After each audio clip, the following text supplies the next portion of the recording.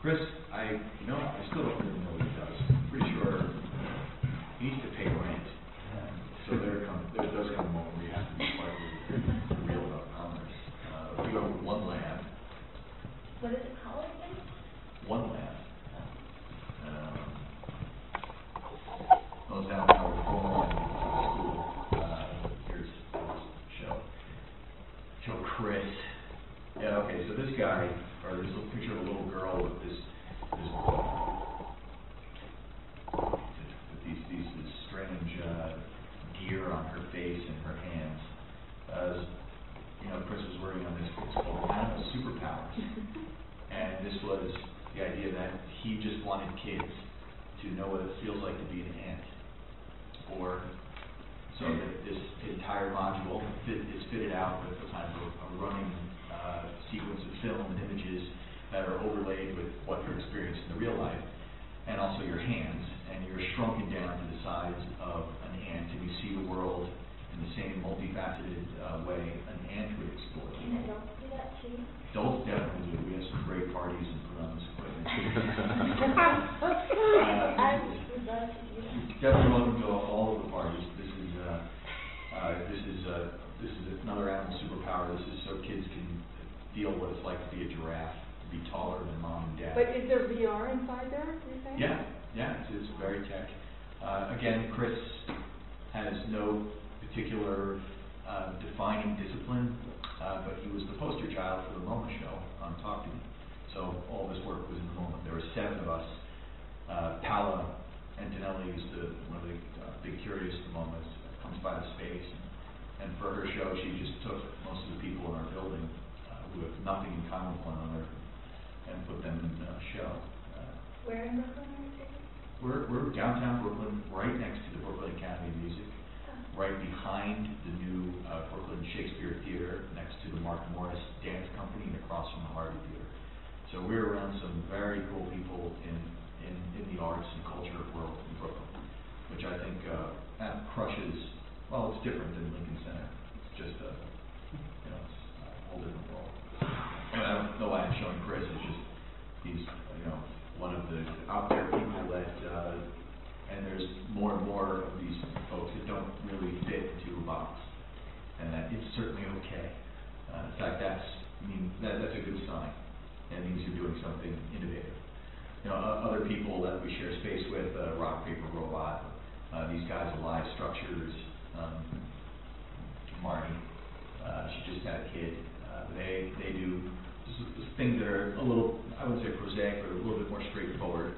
And they're botanists with Ph.D.s that decide to go out and change New York City by building out roof gardens and do different kinds of xeriscaping on building tops and actually in between alleys and sections of alleys or any hardscape.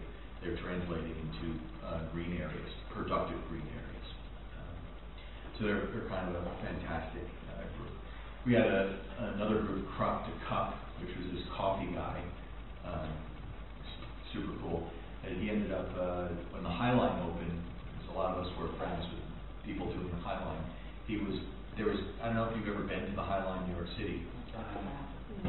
Okay, well, the High Line is probably the best thing that's happened in New York in a very long time. I started the designer of it. Oh, yeah? For a magazine. You mean one of the architects you're talking about? Yeah. Liz Diller, Ricard's Video, or I forget. It was James Corner? It was James Corner. British guy. Yeah.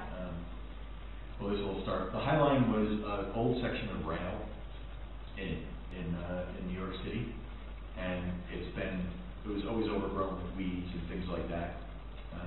Just left alone, vestigial infrastructure. And there it is, there's a picture of it.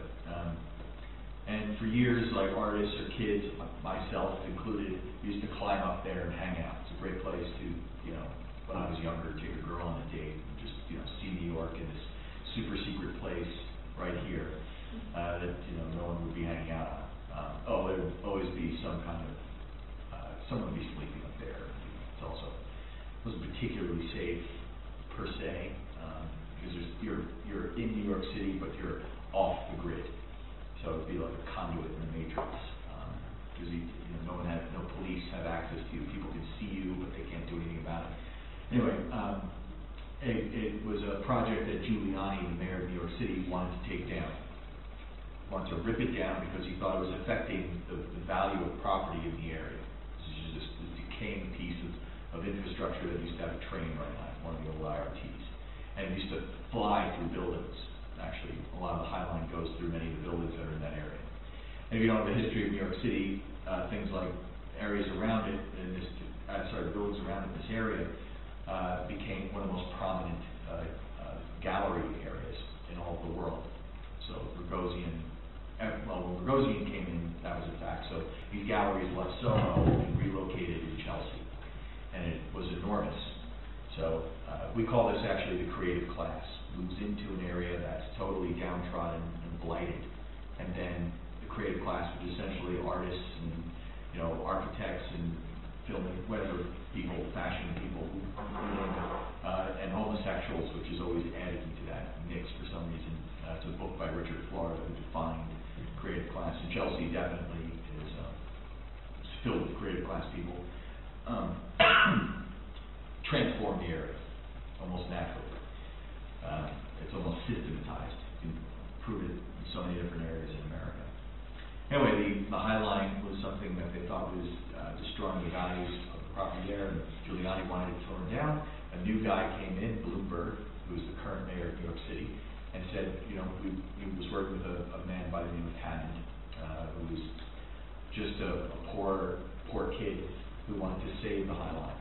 Created a group called Friends of the High Line, and what ended up happening is that he got a chance to meet Bloomberg, and Bloomberg made it one of his pet projects, and got some of the most famous people in the world to support it. And sure enough, instead of taking it down, it was revamped as a park in New York City, and it's now bringing something like an extra 15 million, I don't know, some enormous amount of money and people that are coming there just to see the High Line. It is very cool. It's in the kind of the third phase. What they did is they recalibrated it so the weeds that were originally growing up there have been landscaped again as weeds, but weeds as spectacle. So before would be considered filth or useless, now becomes something to observe and to kind of wonder about. So it's slightly tricky because these same weeds that were just barely starving and able to survive on this former vestigial form of infrastructure are now fed all kinds of nutrients and steroids, it seems. So they're puffed up and look absolutely glorious in all their fashions. So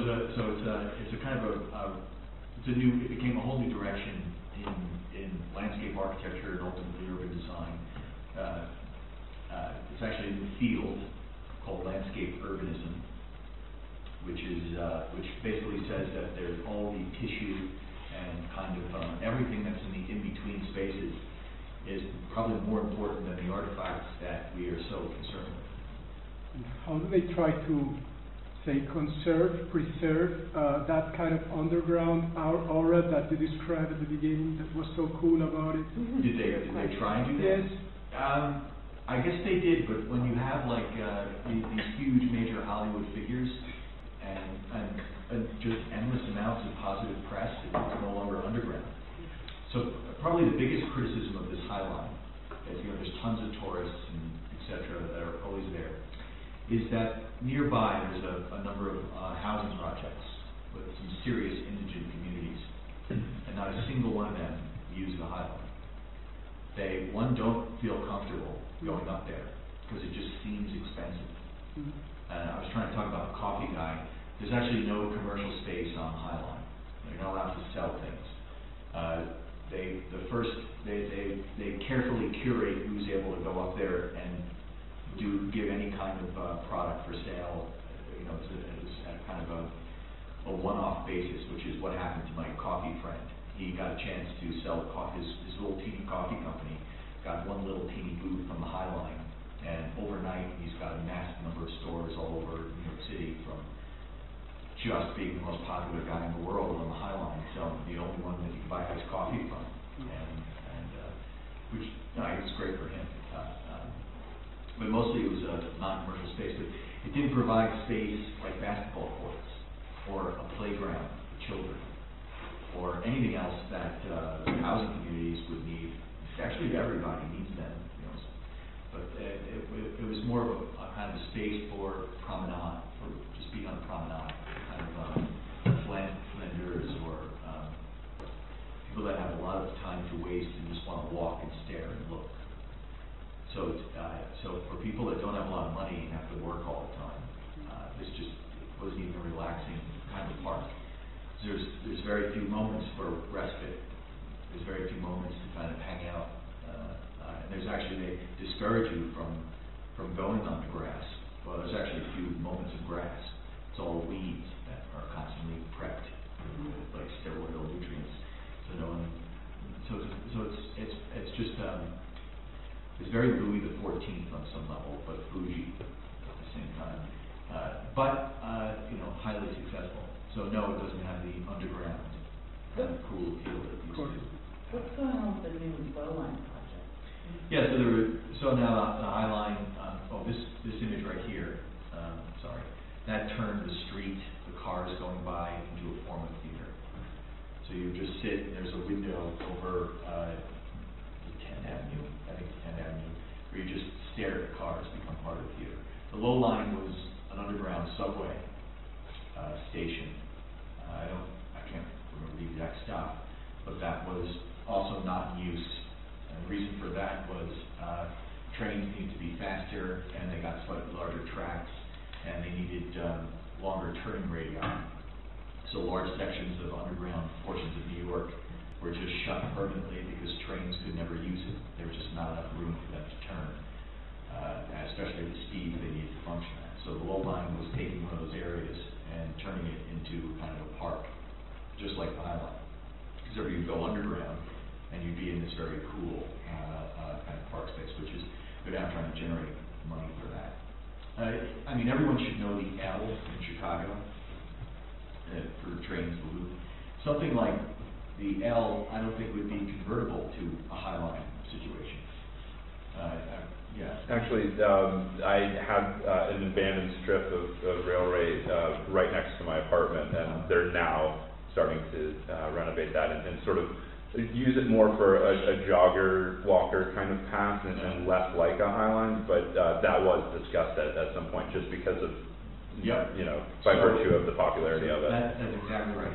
So a lot of people think that High Line is something to replicate elsewhere. Any place there's an old piece of infrastructure, let's just make it to a park and it'll be just as fabulous and bring millions of dollars and millions of visitors a year. But that's not always the case. Sometimes it has to be a little bit more attached to the community and really provide a program that directly meets the needs of local residents. So, I would think in Chicago, there's many more studies done before they would just simply make it into a naive green space. Running track is fine.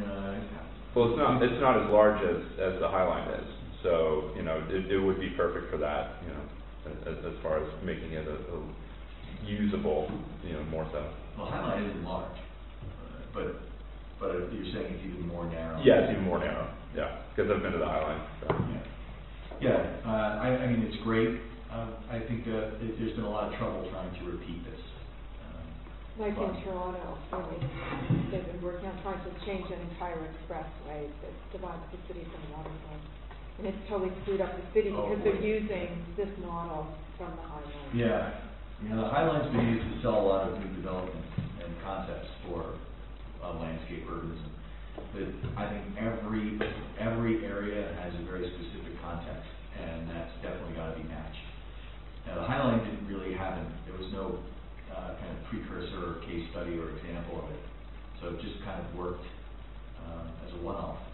Doesn't necessarily mean it's going to work elsewhere. So people are wary of that. There are ways to translate it to things that are similar, obviously. And that's pretty cool. Because it takes an awful lot of energy to rip down a piece of infrastructure like this. One would think that if you ever went to Boston, they did a project called the Big Dig, which was $18 or $19 billion. And part of that money was ripping down the expressway, a through the downtown core. And it took a lot of man-hours, a lot of power, a lot of energy to rip down that expressway. But there was no concept of a High Line back then. And if anyone had it, it didn't make it to the boards. But that would have been a great way to go. It might have worked in Boston if it happened there first. Big Boston. See what we can find. Oh yeah. Yeah, it's a giant mess. Looked like that pretty much. Almost 20 years. When I lived there, I could never find my way around because they were always blocking off the new section of ramp or roadway, underground passage, above ground. But it was absolutely crazy. And then the thing was finally finished in 2004 or 5, maybe it was. There were all these 3-ton concrete panels in the ceiling of the big dig. So the concept was to get rid of these big stretches of highway and put them all underground. And the entire mess of traffic would happen underground, and the city would be pedestrian friendly. You'd have no traffic or congestion. People can walk with their children, or elderly people can walk around, and it'd be just a beautiful kind of place. Because all that messy, clunky metal objects would be underground, and that was the thought. Then they decided what would happen on the above surface because there's a lot of open space. But anyway, these concrete panels, they were newly installed, and they opened up the big dig.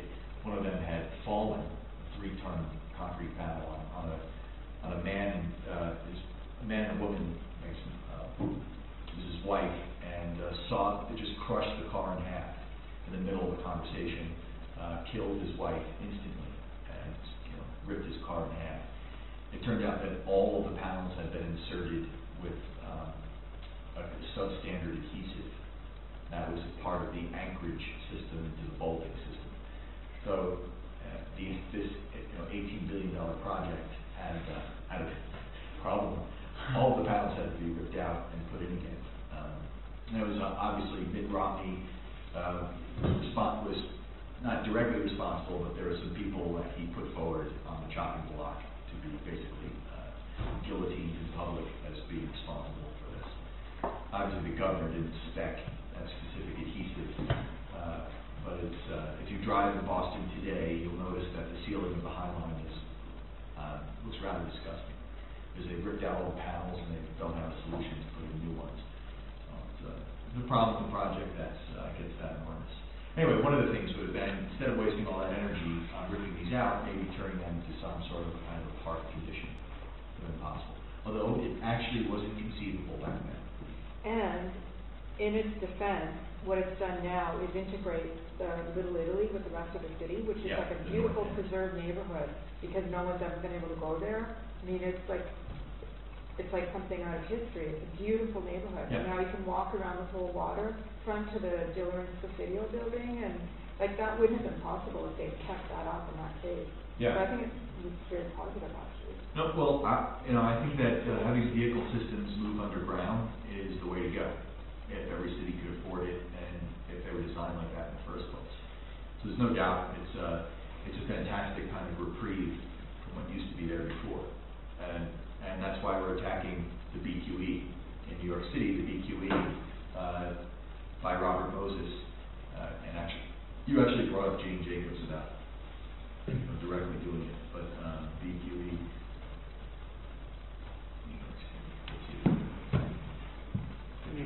The GPS has stopped working though at that point, all underground, Yeah, well, no, you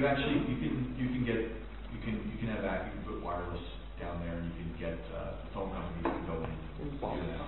It works through the Williams Tunnel and some other places. So it did it first.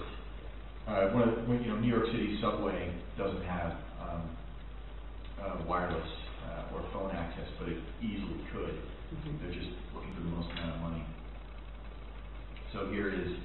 This is a great picture of what the Brooklyn Queens Expressway is, and this is disgusting. Actually, it'll be a part of the talk that we're going to have later on today. But the people that live here very difficult time of dealing with people. They're just not connected to the people that live there. And that little bridge is never fun to cross. And everybody who's around this thing just kind of absorbs the sound, the smell, kind of smog that's produced from BQE. I live in one of the nicest neighborhoods in all of Brooklyn, but we have a triple-decker section of BQE that blocks us off from seeing the water and one of the nicest new parks, the Brooklyn Bridge Park, ever made, probably the history of America. It will rival Olmsted.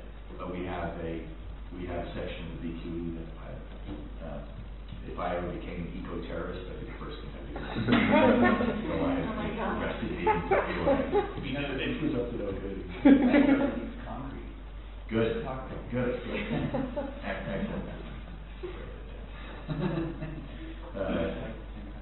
So we'll provide, and the BQE's got all different kinds of sections and solutions, and it's a very complicated project.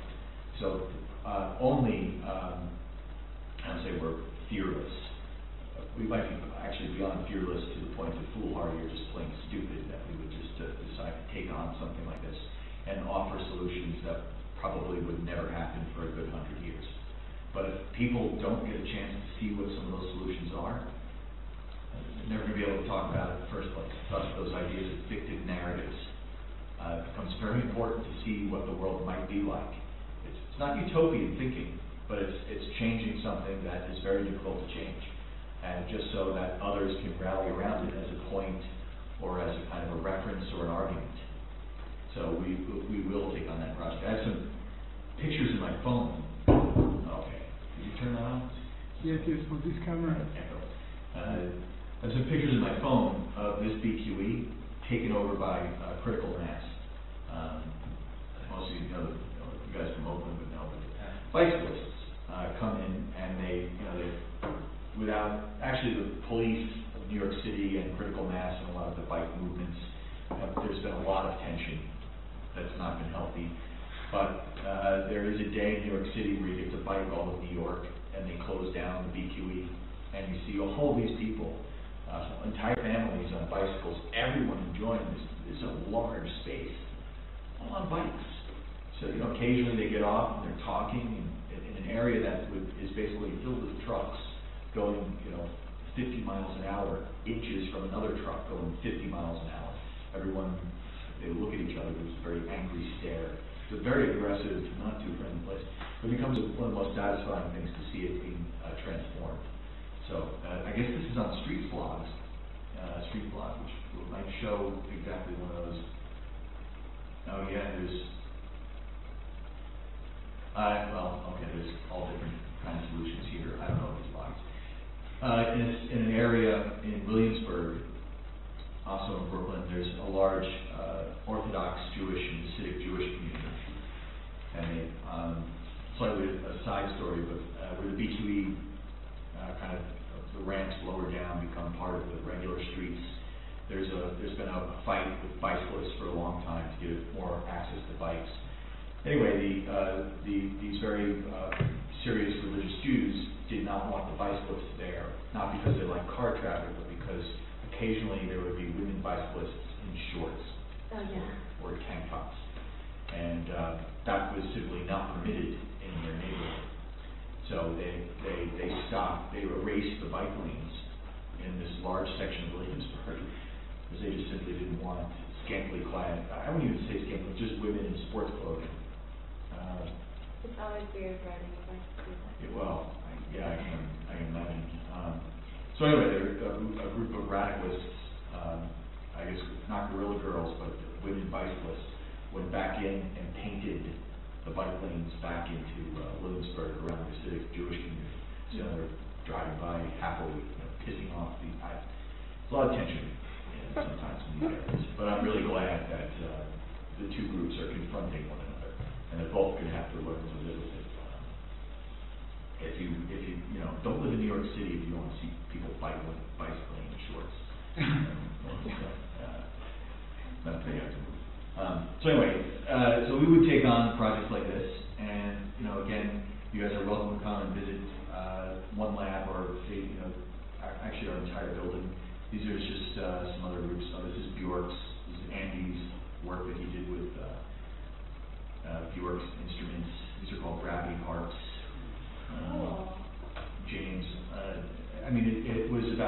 7 or 8 different disciplines, try to figure out what exactly they are, and I guess more importantly, what the instrument of the future would be. So that's, there's James, but that's not Andy. So this is, I think this is a biophilia tour that are being used.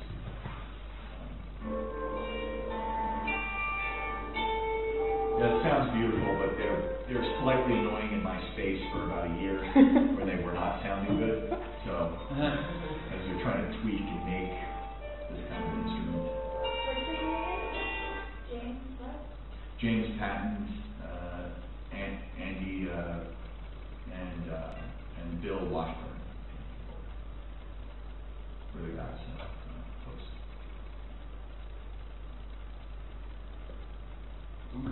Ouch. Okay,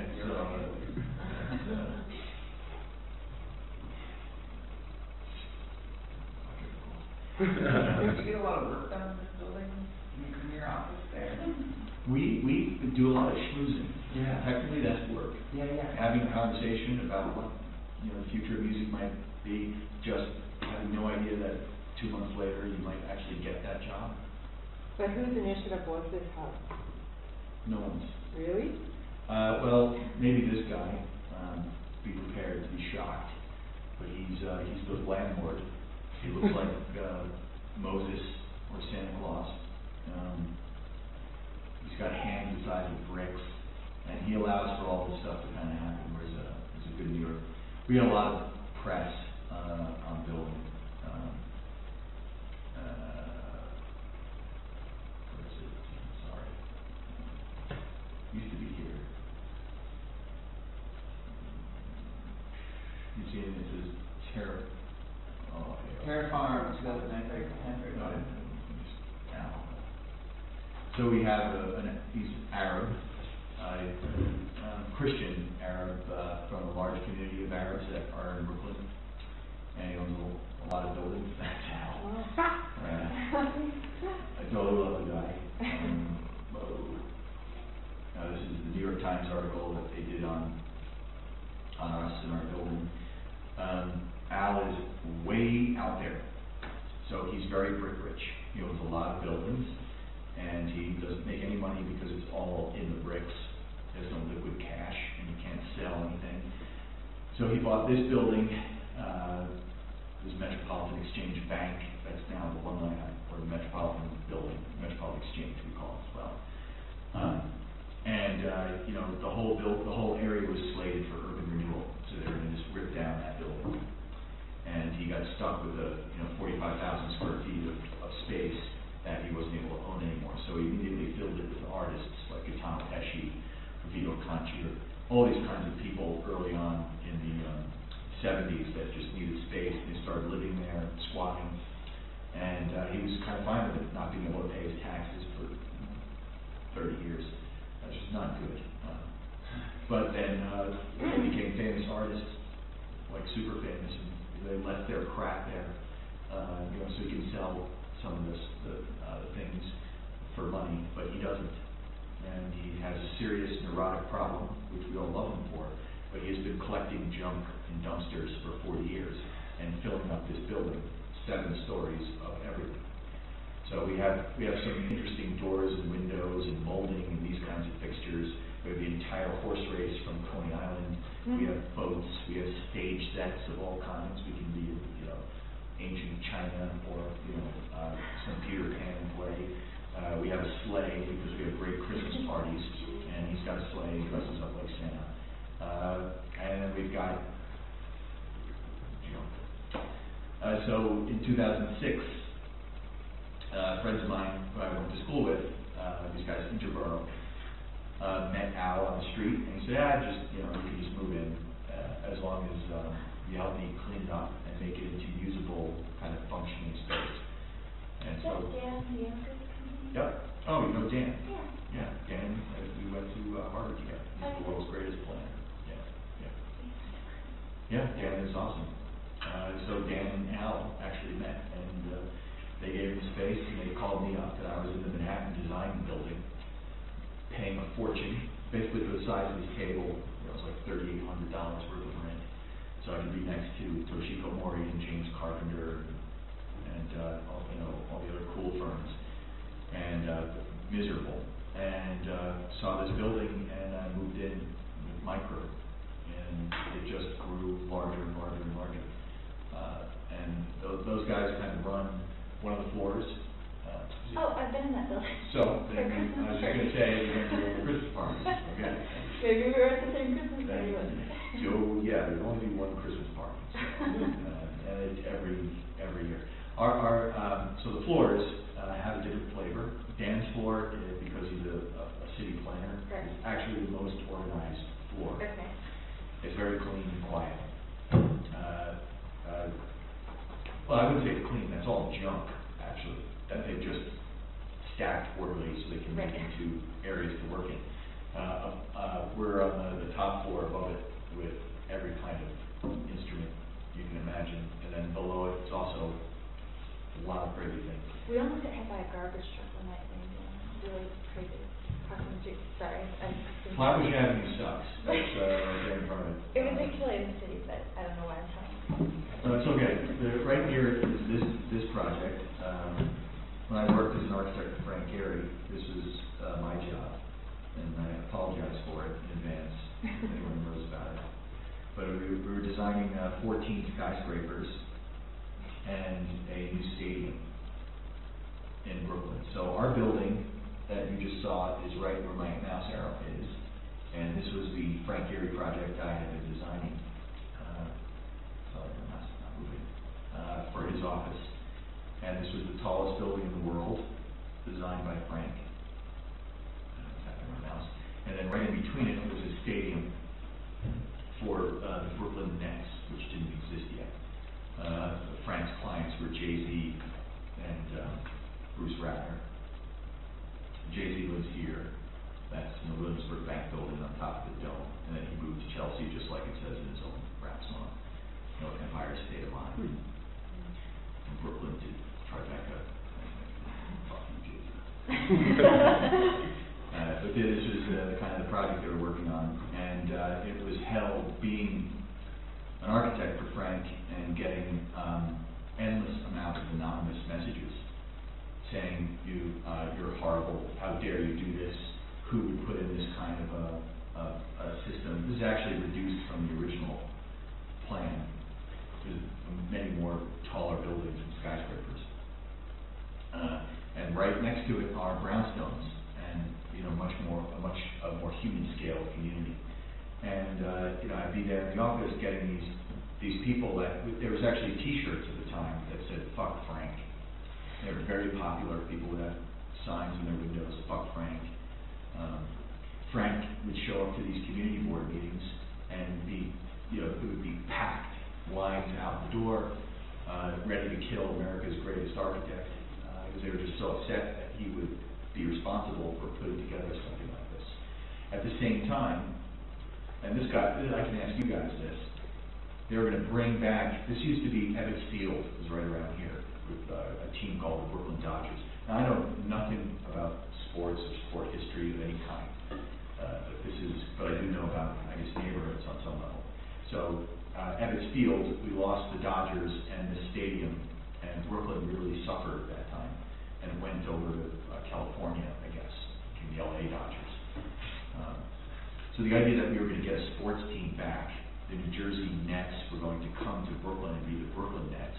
In this case, it's basketball, an even more appropriate sport for Brooklyn. It was very hard to fight this project because this is a case where development was definitely overdevelopment. It's called Develop, Don't Destroy Brooklyn for the people that were attacking Gehry's office all the time. But at the same time, if you ask the average person, the quote Homer Simpson kind of engagement, if they would like to see a sports team come to Brooklyn, it's almost unanimous. Like, absolutely, we would love to have a basketball team. So, if you tell them that meant there would be an arena there, I know this is hard to judge the scale from this image.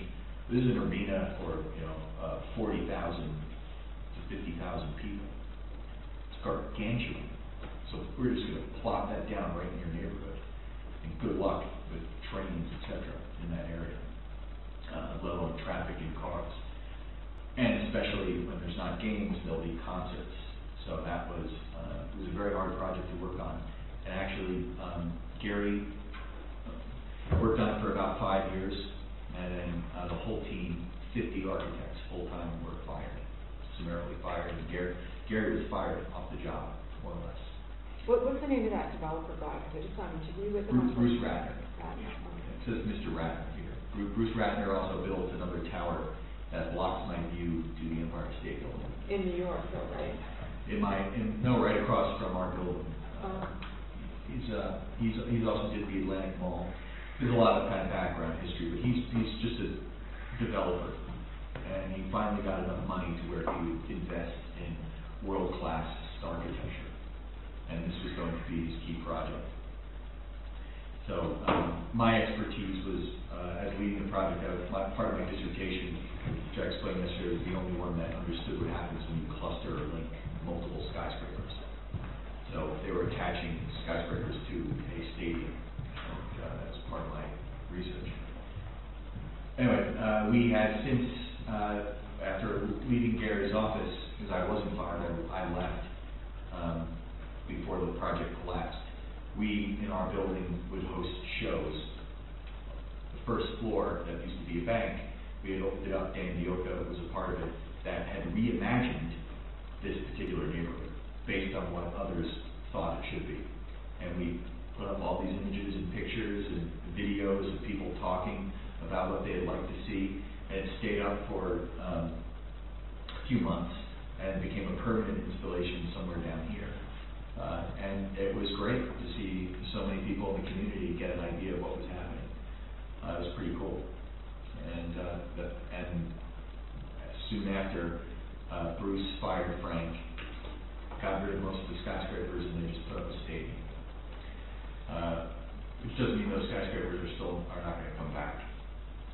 Because at the end of the day, money definitely talks, and communities get bought and sold all the time. But it was phase one of the fight that I thought was pretty good.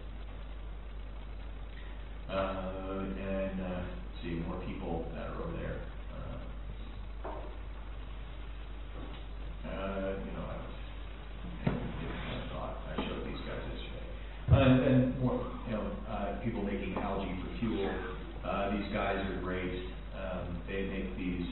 This is just physical. So this is called computational design, and this is done for Art Basel in Miami as one of them. They have a permanent installation of the Pompidou, and these guys are they're called the very many, and they're just scripters. So they're groups of these kind of hackers that make code into geometry and then fabricate it from flat plates into multiply curved, complex looking, I would say complicated looking structures. I don't think they're complex. But it works everywhere. So, they also we shared a space with them. They actually just were asked to leave, because you'd be working and then you'd come into the building. Actually, I had a big fight with Dan. He renamed them to the very nasty instead of the very many. Because you'd walk into your space and there'd be a giant coral blob taking over, half of the space, and there'd be 5 or 6 people, riveting sections of it together. And Mark was very difficult to talk to because he was French. And What's the Calder reference? he's a fellow of the Calder Institute, I believe now, the Alexander Calder Institute. So I'm just looking at this for the first time. I go on his website, I see him every day. These things, they're all very cool. Anyway, so they were not really definable. They were great objects to party around. Seed magazine also moved into our space because they're getting most of their stories from what was happening there. A lot of people have designed the Plastic Mine show. So I guess you can kind of call this media arts, for lack of a better term, a lot of things that happen there. To me, looking at this work, this to me looks like it's from the past. It's computer-driven fabrication, but it's all made of poisonous components. or components that have high embodied energy. So this is a melange polyethylene. It's spin polyethylene that makes this one little module. And it's fascinating to look at, but you can actually grow it out of a mushroom. So why the hell would you use this stuff that is poisonous to everything on Earth to make an object of beauty when you could make it out of a dozen other materials that are fabricated with biology? So Mark and I, we don't disagree on this kind of thing, but he has no specialty in working in synthetic biology. He only has a specialty in coding. So the idea that GenSpace, that lab I showed you yesterday, was right next door to him, where he had biologists he could actually access and discuss how we could make these things in a totally different format. It was pretty cool. But he hadn't gotten around to it, and plus we started doing things. It's just absolutely a paradigm shift from the way he's doing it. But you can't fabricate biology, that's something. You can. Everything everything we've known is fabricated through biology. Yeah, but it happens through time, whereas things like this are immediate, right? No? You can certainly accelerate the time. I mean, let's get to a case study, because that's a really good question. My answer is absolutely yes, and that the matter of time is also it's not as extreme. You can make this in a few moments with all kinds of industrial fabrication devices. In biology, you can do it in maybe a few days. So that's a good. So we had a project. Let's go to this group. We were doing this something very similar. It's just a complicated topography form, and we wanted to work with these guys. And so here's a kind of good case study of trying to do things radically different and some of the pitfalls and some of the excitement. So we're having a big show called Global Design New York, and we wanted to build an installation, but we didn't want to make it out of things that you throw out or even recycle for that matter. I told you about the burger box the other day as being totally useless. Well, it's also totally useless to make a big art installation where all the components are only meant to last for a month, and then what do you do with it? In most cases, they mostly get destroyed. So we wanted to biofabricate all the components and do it on a massive scale. So we had a first floor gallery at NYU that was about half the size of this room, and we had a budget, and we started comparing making. So just imagine it was a shape like this. Very simple. Basically.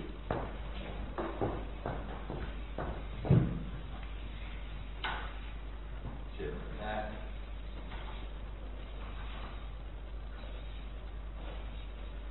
And alright, so it doesn't look like much, but when you actually connect them together, I'm just making a diagram, they form these complex snowflakes that form snowflakes and kind of dendritic matter, and you get from one simple component, you can get really complex looking things.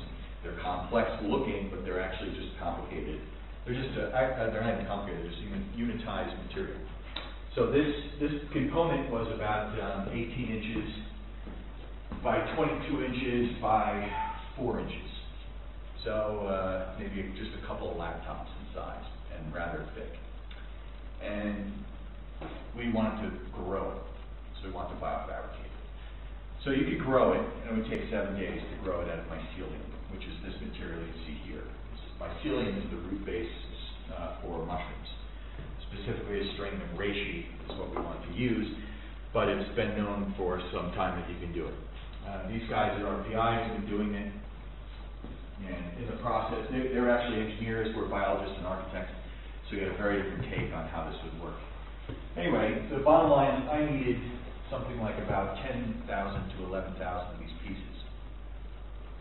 So I had to go get, this is where you get to the problem. Guess how much this cost to make it out of foam, like styrofoam? versus making it out of a mushroom. Now, mushrooms you're just growing. You're growing a root base of mushroom. It's in nature. It's actually one of the largest plant species on the entire planet Earth. It's more common than grass. It's everywhere. So you can use that or something like styrofoam. So I just told you the size of it. So I'm sorry, can you repeat the size of it? actually, this is full scale. That's full scale? That's full scale. So whatever, it's like 18 by 22 by 4 inches, 5 inches. 4 inches. Well, first of all, let's see a show of hands of how many think it would be cheaper to do it out of mushrooms. Who thinks it's cheaper to do it out of growing it out of organic matter? Okay, so everyone thinks. Wait, versus what? Is it cheaper to make it out of mushrooms, or is it cheaper to make it out of styrofoam? Well, styrofoam versus mushrooms. Okay, fine, I'll say mushrooms. Okay. Who thinks styrofoam? I guess it would be okay. Okay, well, so technically it should be mushrooms because mushrooms are free, and all you need to do is grow them. And if you find enough of their strain, you can make as many as you want, especially when you're able to replicate it. It's just you grow it for free. So you would think it would cost nothing. The prices that we were getting it at were actually $19.80 per component. I'll tell you about that in a second. Styrofoam, just as an example, and then all different types of foams. I was able to call everyone in the United States and Canada and Mexico by finding out information on the internet with a host of different processes to produce it, whether it's water jet cut or mold formed, whatever the case is. I was able to get it down to about $2.15 per component. Now with the mushrooms, it took us 7 days to grow mushrooms. And I'll tell you something about that in a second. With the styrofoam components, it took less than about 3 seconds to 4 seconds to make it. So who the hell is going to do anything green? This is just kind of a typical example of green products in across the board. We've been covering that for the last day or so, but how could you possibly pay $19.80 versus $3 so that you can have something that's green? Not to mention you could do it overnight. So we ended up making all the components out of a packaging foam that is highly recyclable, which doesn't satisfy me because I don't care about recycling. We didn't need to make these objects that had a one-off use. We made it out of specific cross-linked polyethylene as packaging foam because we're taking this show to a number of major cities. So it goes from New York to Abu Dhabi to London this year, and then from London, Berlin, and then Sydney, and then it finishes in Shanghai. So the packaging material that we chose, or actually I chose, it had an actual purpose. It was made to just be moved. So it was super lightweight. We didn't have to remake the show every place we went. So that was okay. I could justify it on an ecological perspective. But we had a sustained fight with Innovator, where it was almost to the point of bringing out the lawyers. There's no lawyers here, so I guess it's fine. Do everything you can to avoid bringing out the lawyers. Because then once that happens, and that's happened to us, it's just an endless downward spiral. There is no more communication. It becomes a part of your life. It's a massive failure of everything. If Evan, this guy here, and I just didn't fundamentally get along, we would have had that kind of a fight. But it did take us a number of meetings to get along with each other, because we became harsh critics of the system. Let me show you the system, and then you guys can judge for yourselves. So let me read. You have a video of some kind. Guy in a mask. That shouldn't be right. You're just being very careful. Guy in mask.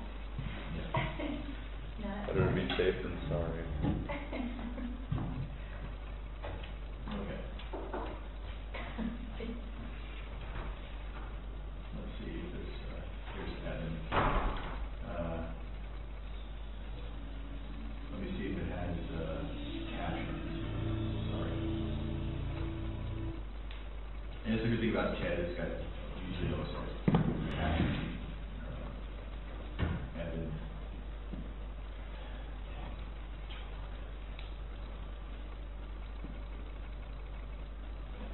We won't do the whole talk, but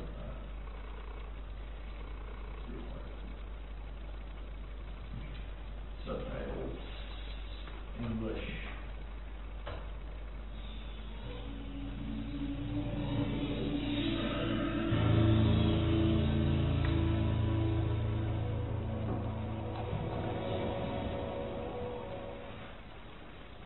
But before I do that, I need to talk to you about synthetic materials, like plastics, which require huge amounts of energy to create, and because of their disposal issues, are slowly poisoning our planet. I also want to tell you and share with you how my team and I have been using mushrooms over the last 3 years. Not like that.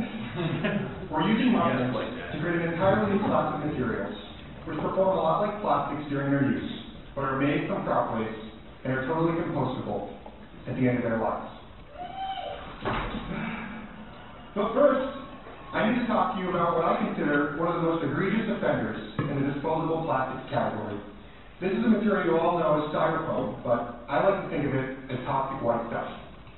In a single cubic foot of this material, about what would come around your computer or large television, you have the same energy content of about 1.5 liters of petrol. Yet after just a few weeks of use, you'll throw this material in the trash. And this isn't just found in packaging. $20 billion of this material is produced every year, in everything from building materials to surfboards to plastic cups to tabletops. And that's not the only place it's found. The EPA estimates in the United States, by volume, this material occupies 25% of our landfills. Even worse is when it finds its way into our natural environment, on the side of the road or next to a river. If it's not picked up by a human, like me and you, it'll stay there for thousands and thousands of years. Perhaps even worse is when it finds its way into our oceans. Like in the Great Plastic Gyre, where these materials are being mechanically broken into smaller and smaller bits, but they're not really going away. They're not biologically compatible. They're basically fouling up Earth's respiratory and circulatory systems. And because these materials are so prolific, because they're found in so many places, there's one other place you'll find this material, styrene, which is made from benzene, a known carcinogen. You'll find it inside of you. So for all these reasons, I think we need better materials. And there are 3 key principles we can use to guide these materials. The first is feedstocks. Today we use a single feedstock, petroleum, to heat our homes, power our cars, and make most of the materials you see around you. We recognize this as a finite resource, and it's simply crazy to do this, to put 1.5 liters of petrol in the trash every time you get a package. Second of all, we should really strive to use far less energy in creating these materials. I say far less, because 10% isn't going to cut it. We should be talking about half, quarter, 1/10 the energy content. And lastly, I think perhaps most importantly, we should be creating materials that fit into what I call nature's recycling system. This recycling system has been in place for the last 1 billion years. I fit into it, you fit into it, and 100 years tops, my body can return to the earth with no pre-processing. Yet that packaging I got in the mail yesterday is going to last for thousands of years, right? This is crazy. But nature provides us with a really good model here.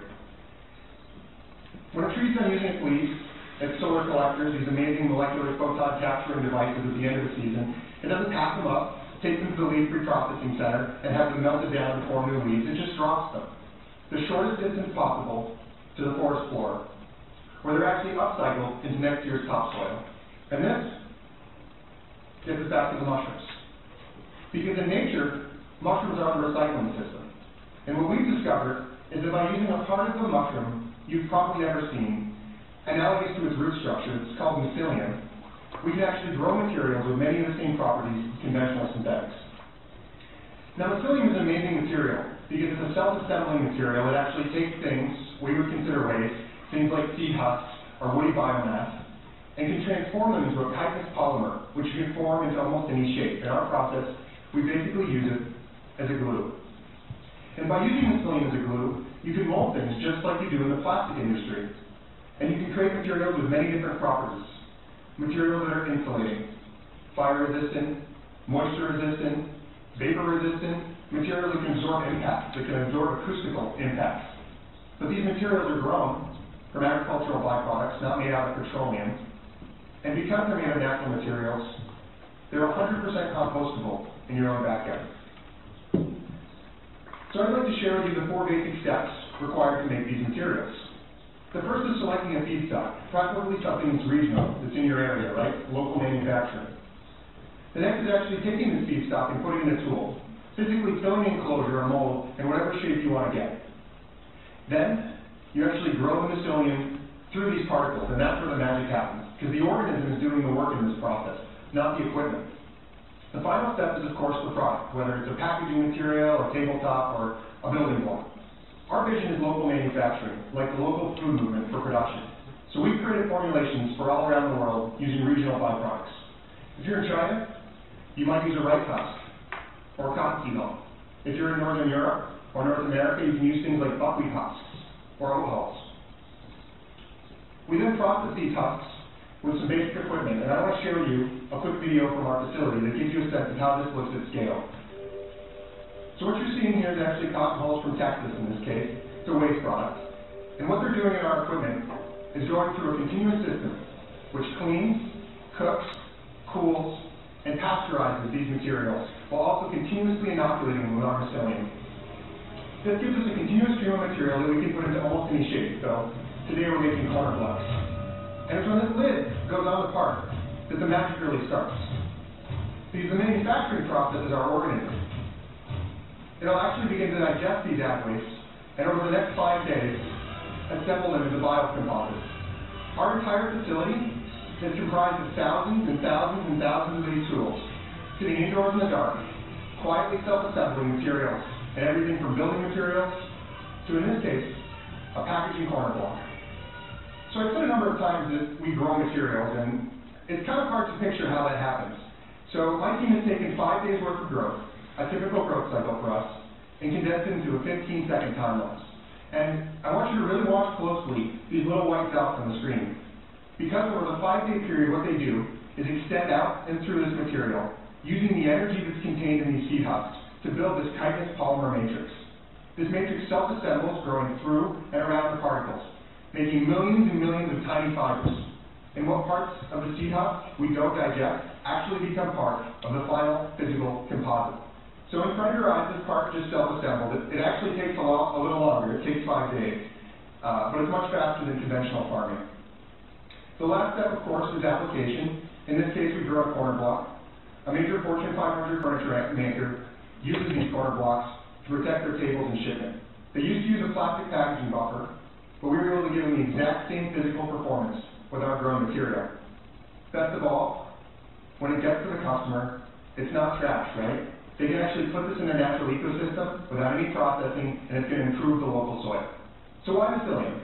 Well, the first reason is local open feedstocks. You want to be able to do this anywhere in the world and not worry about peak rice hull or peak cottonseed hulls, because you have multiple choices. The next is self-assembly. Because the organism is actually doing most of the work in this process, you don't need a lot of equipment to set up a production facility. So you can have lots of small facilities spread all across the world. Biological yield is really important, and because 100% of what we put in the tool becomes the final product, even the parts that aren't digested become part of the structure, we're getting incredible yield rates. Natural polymers, well, I think that's what's most important. Because these polymers have been tried and tested in our ecosystem for the last billion years, in everything from mushrooms to crustaceans. They're not going to clog up Earth's ecosystems. They work great. And while today, we can practically guarantee that yesterday's packaging is going to be here in 10,000 years, what I want to guarantee is that in 10,000 years, our descendants, our children's children, will be living happily and in harmony with a healthy Earth. And I think that can be some really good news. Thank you.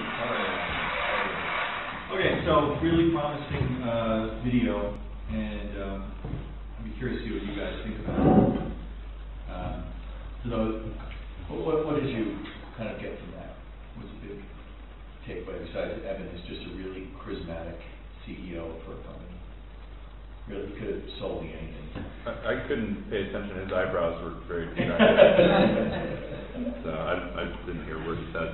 I got a question, like, so you have to grow it in a mold, right? Like, you have to grow it in a mold? Yeah. Yeah, like, can you 3D print on it? Like, if you grew a large block and then, or would it break, would it? You could 3D print with it. you know, not to the same capacity. You can laser cut it easier, or water jet cut it. You can CNC it. There's an issue with getting that material wet, though. There is an issue with, well, you mean with water jet? Well, I don't know so much about the water jet process. That's new for me. That's Right. exciting. But if you get reishi mycelium wet, you'll get mushrooms. Right. Oh. Right. Well, okay. You can kill it. Okay, like heat treat it. You can heat treat it. So in what he's not saying in this product is that you need to put it in an oven. So it biofabricates itself. It makes itself perfectly. But then at some point, he says 5 days, it's actually 7 days, and he knows that, we all do. And his other videos say 7 days, and we do it, it takes 7 days. You've got to apply heat, which takes energy, or oil to kill it. So the difference between him and us is that we're biologists, and we genetically created a strain that dies. We aged it for 7 days, and then it genetically switches off, which is a lot different than him. But she didn't like us doing that, and that became a patent. Sorry, can you say that again, what you do? Say it again. We built the strain so that it lives for 7 days, and when it's done growing, it dies on its own. So it turns itself off, as opposed to heating it in an oven. Oliver, strangely enough, with his research at Harvard for 7 years was aging. So he worked with yeast. And when we started working on this project together, it was very simple for him to understand how we can determine the end life for yeast and have them die instead of being cooked to die. So either way, you get the same result as kind of a petrified, hard-like material. But it's the difference about applying heat. You have a question? What can it be used for? Like, what is it primarily used for right now? This process, everything. It could replace everything you use plastic for. Because with I've something been like this. experimenting with plexi for my jewelry, Yeah. and have been researching something similar to this, and but we want someone to have mushrooms to grow. I don't know anybody who's using something like this for jewelry, so you would be the first. Do some research on it, of course, but it would be, no, I don't know anybody who's doing it. And you probably want to paint it and coat it, that would defeat the purpose anyway. Right, so there's ways you can biologically color it. Oh, yeah? Yep, which is something also Evan and his company can't do. Evan is an engineer. Can or can't? Cannot. I Not also without. wanted to say that going back to the Crying Indian yesterday, he actually had a necklace. I've made some jewelry out of plexi, kind of inspired by plastic porcupine clothes, kind of merging the natural with the man-made, and it's kind of a concept of idea that I kind of wanted to express, and actually tie-dyed the plastic, because plastic absorbs water. So anyway, I've been looking for a source of plexi, but I stopped. That's why I've been focused on the artisanal handmade craft, preserving artisanal handmade craft in war-torn regions, because this sort of thing. Actually, one of my good friends, she has an organic clothing line called Bodkin. It won the Ecological Sustainability Award the first year of that, and I was her stylist for a while, and her, she's actually a reporter for the Washington Post video column and things like that. So Bodkin, you said? BODKIN .US, and but it's now defunct at the moment, but because the fashion engine has to change, the fashion world at large has to catch up to these processes. It's very hard for a small independent designer and to do this on your own until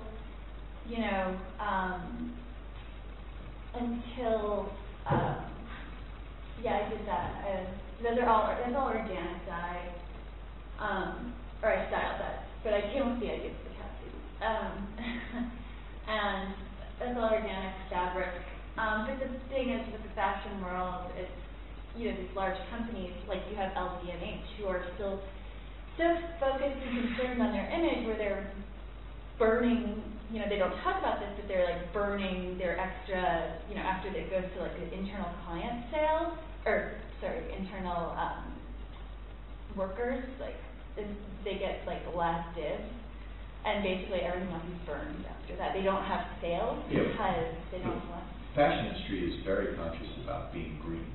I don't know. Well, it's getting in that. Yeah, I mean, it's just, there are stacks of students at NYU that study fashion and something to do with green business or ecology. Yeah, they're starting to, but I'm talking about like the actual models that are in place, like the huge companies, and Eviana, who my friend that started this line, she was my roommate, and so I heard the ins and outs of everything.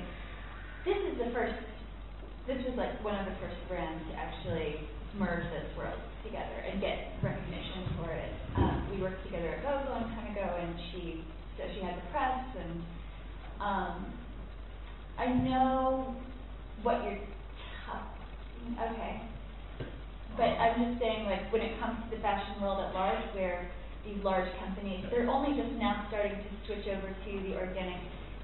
Basically, what Evian was saying is there's no such thing as organic anymore. There's no such thing as, or not organic. There's no such thing as green. And well, there is a bit of a contradiction. Fashion has to kind of being green and fashionable. That might be a longer story. I don't want to interrupt you, but we do have at NYU there is a massive new endowment from Guess Jeans for a new professorship of fashion and sustainability. And that's new, though. Yeah, it's new, but there is an overwhelming demand. It's an overwhelming demand, and it's a very exciting movement. But you know, well, I had a student who wanted to do a sustainable modeling agency. I actually didn't get along with that person. I didn't know where that could go. I kind of don't know a that. face, if you take a photo of it, it's still going to be the face. That's kind of offensive, actually. I don't know what it meant. And it's still going to age. But it's just the whole If you guys can figure out what that is, it would be great. I'll put you in touch with Dominique. And why go to school? I don't know. Just do your sustainable modeling. Yeah. But the whole fashion engine, you know, is a very particular, powerful thing with advertisers and blah blah blah and the press, and it's very, you know, this is a really great movement, and it's very exciting. And Bodkin was started in 2009, so you know, kind of this is, you know, very interesting. I think fashion's been enormous in kind of projecting and promoting ideas about the ecology and the system. Yeah, I'm just saying the fashion, like the high-end designers, are only just now starting to kind of, until they really switch over, like the whole thing should be operating in an organic way, is what I'm trying to say. We should all be using, you know, silk spun by, you know, blah, blah, blah. This perfume that you sweat out, this is, I think Lucy's got some. This is where art and fashion and biology, although kind of merge, mostly as aesthetics, but they actually work that way. So what's happening here? This is, it's actually just Q-tips on the body that are being colored. They're still wicked. She's got dozens of these kinds of projects. So she swallows a pill and she sweats cool colors? No, that was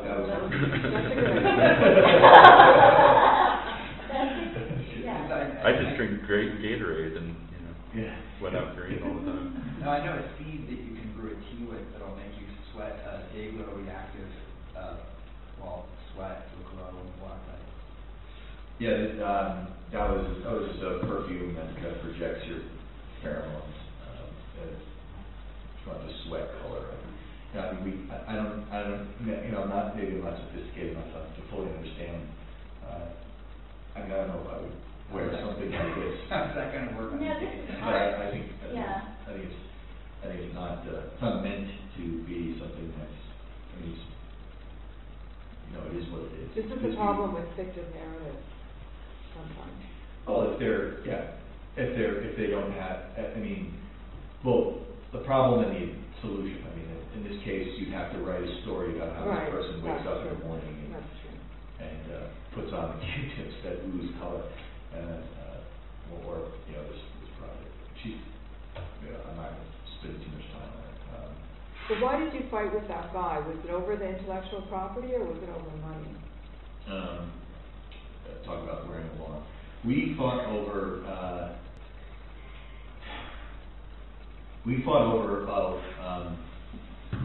You can read what this is about in the bottom. I was pissed as hell that it was costing $19.80,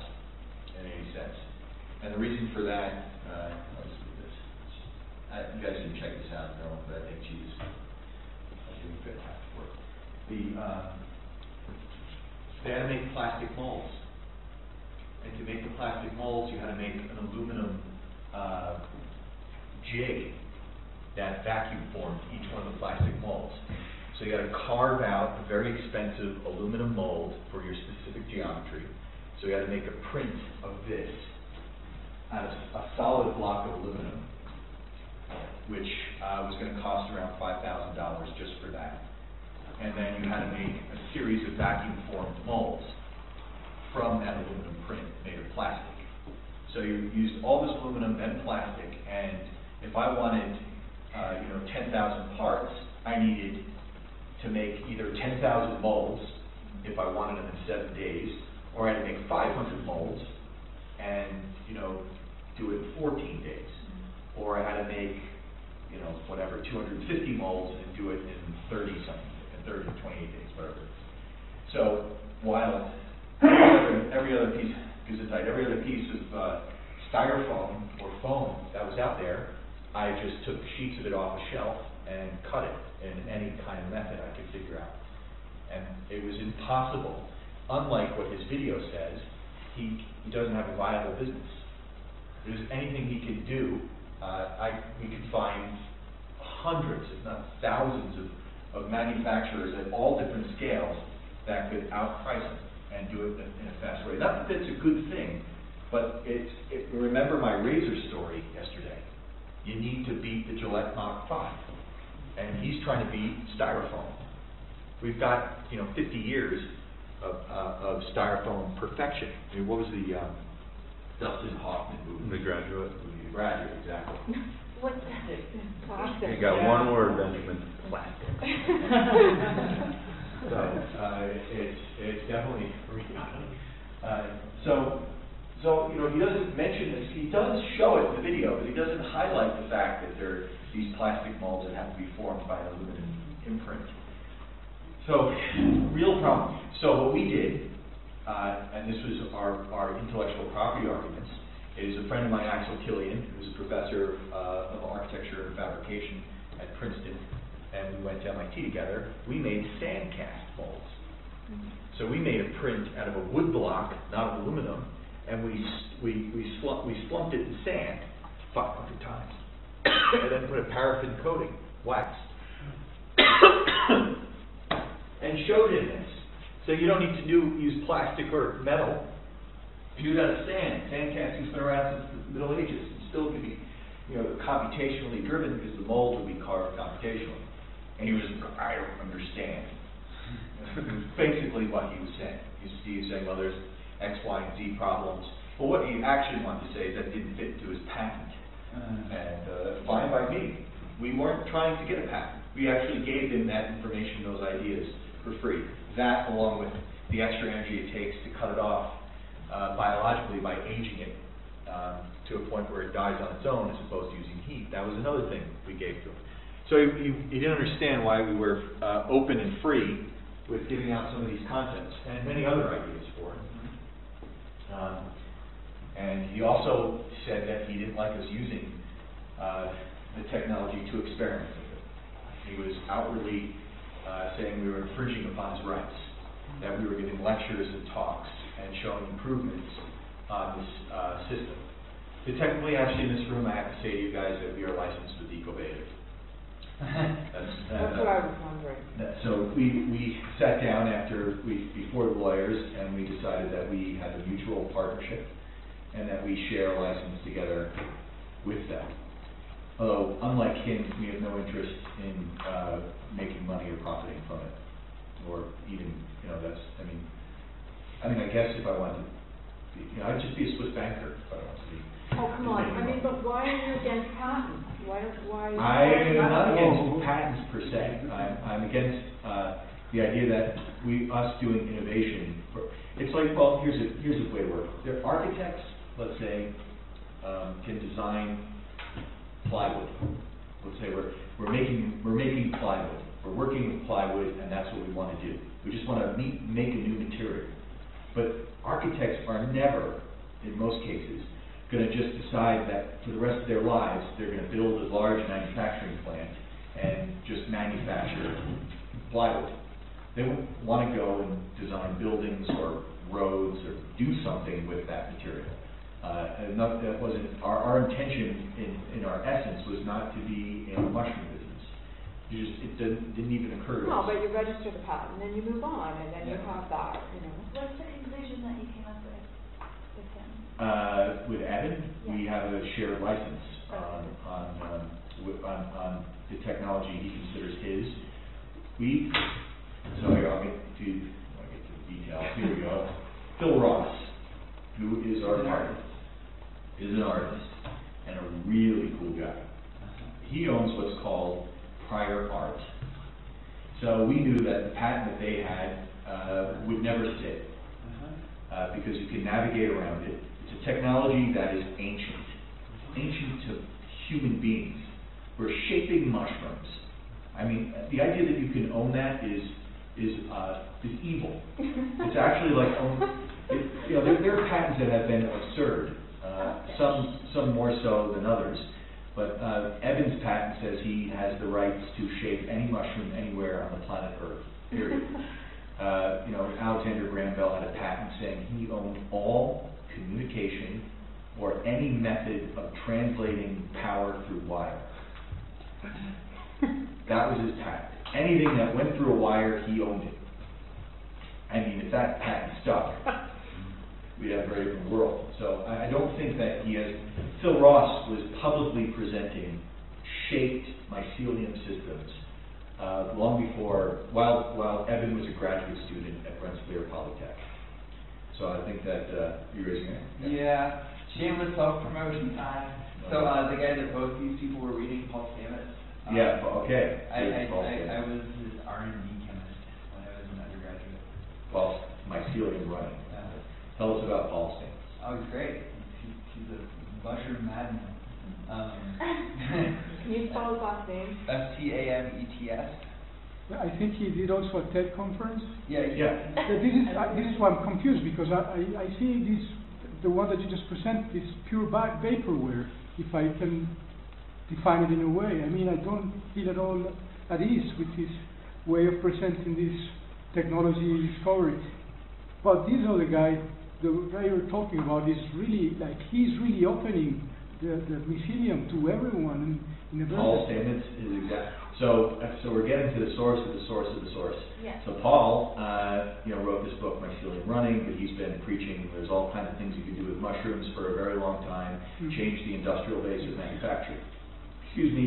Evan is totally aware of that. Unlike Evan, he had no interest, as far as I know, Paul was not interested in making patents. So he makes patents. He has a different business model. He wants people like Ross and Evan to do what they're doing. He totally wants that. He wants to train them, and he wants to sell them equipment and supplies. And we bought all our goods from him. Yeah. So he was the source and What patents does he have? His patents are more around mushroom-derived, like biodegradable pesticides and stuff like that. All right, let's get to something here. We're going to bring a little controversy. Let's talk about it. So I was at a dinner for Wired magazine, and let's see, we'll just get to the image. Have you guys heard of a patent troll? Is that something like blocking patents and those weird IP strategies? Yeah.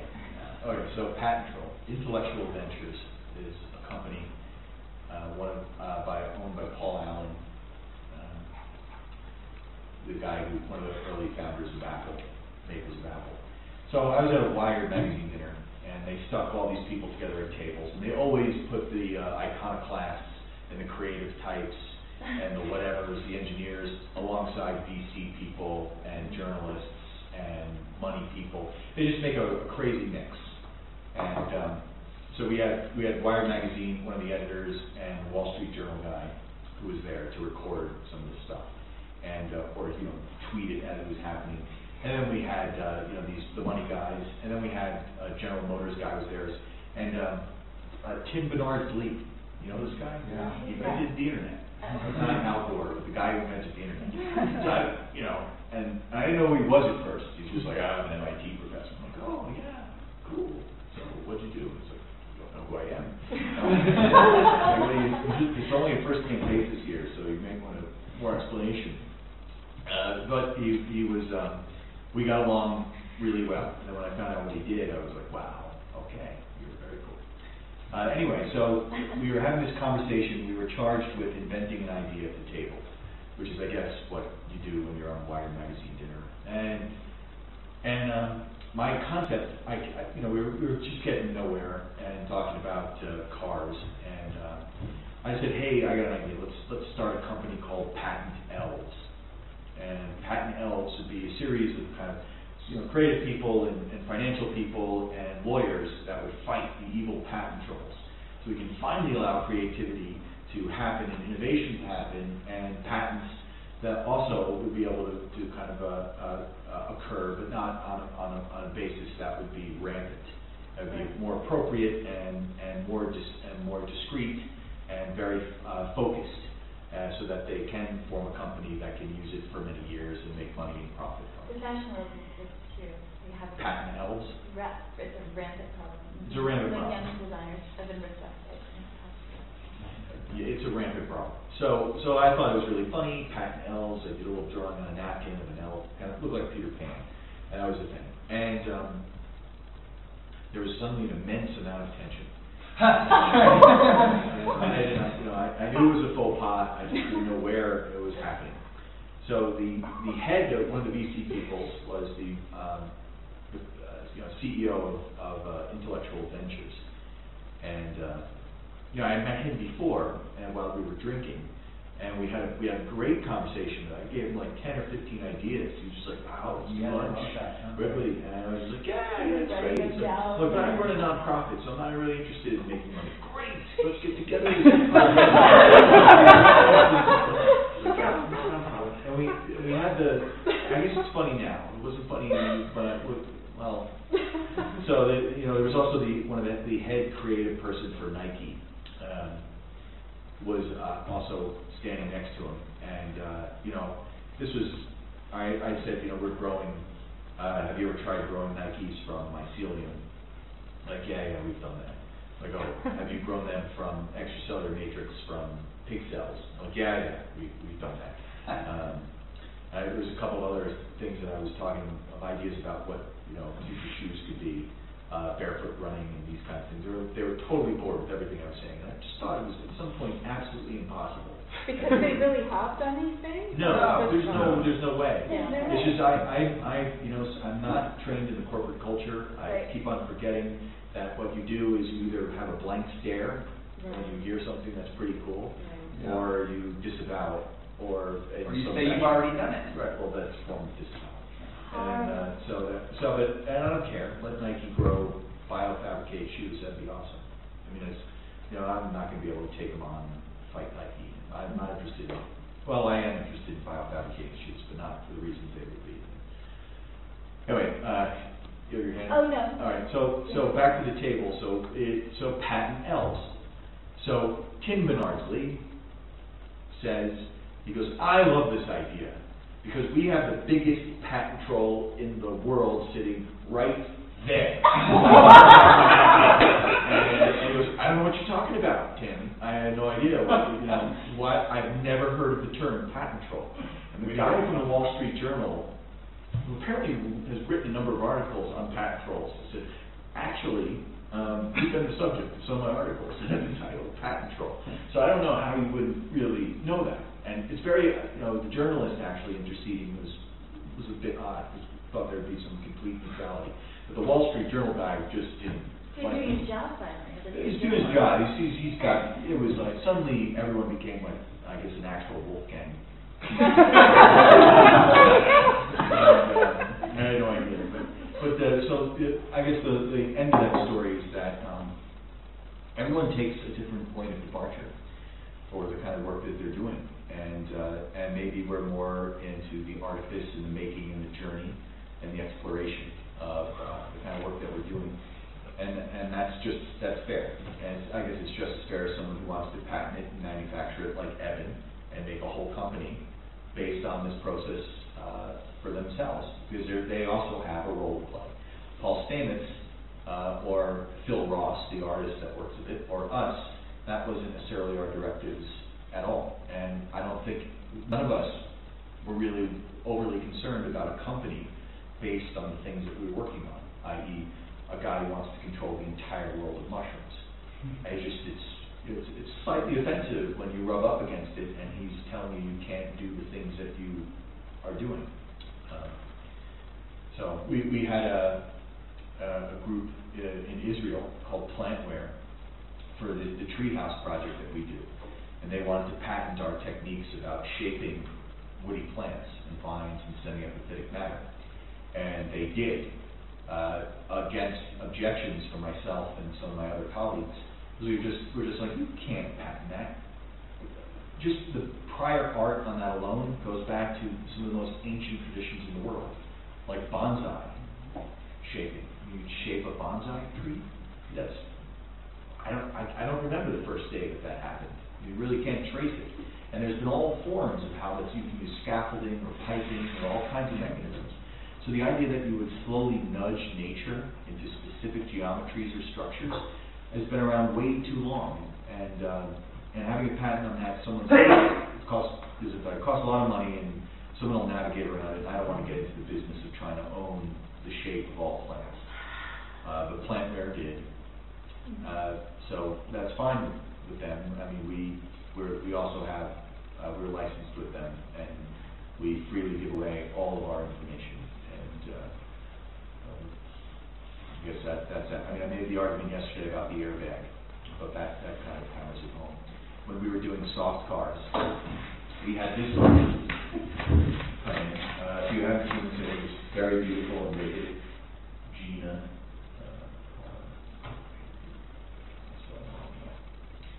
So, at MIT, I had produced a series of drawings when we were doing the Car of the Future about making cars soft.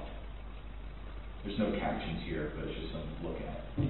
And it was owned by General Motors, but just freely giving out the information. BMW decided that this was absolutely radical, and their lead designer, who turned out to be a true asshole, has been replaced by a French guy who's amazing. Said he woke up one day and had this new ideal of kind of a soft car. And I went, really? That was like 2 years ago. The papers that we did were published, and they were everywhere. So in popular science. So it's not like you just had a dream about it, and we don't own it because when I did a review of the literature, pointed out many other examples of soft cars, mostly in toys and cartoons and art. But this is a car that was designed to be soft, and in this case made out of sails. It's not even at per sail. Just skip him and his life and go straight through the car. Yeah, it's the same for these very sophisticated boat sails. It's a canvas-like material that you use to stretch over boats. I guess like super lycra. But in it were these control points that are just wire hangers, which is the mock-up models that I made with Lewis, another friend of mine.